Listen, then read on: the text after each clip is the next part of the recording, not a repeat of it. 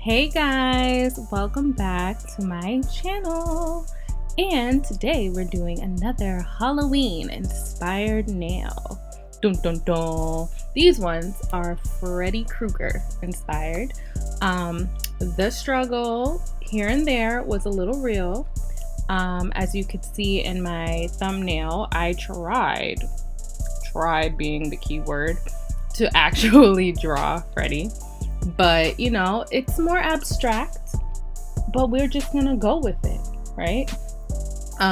These took me quite a bit because I wanted to add some glow in the dark elements a little bit more than I do on other nails, and that also took time, but the end result was not bad. I feel like I got my point across, don't get me wrong, but these took a while. These did take a while. But I hope you guys like. Everything that I use will be in the description.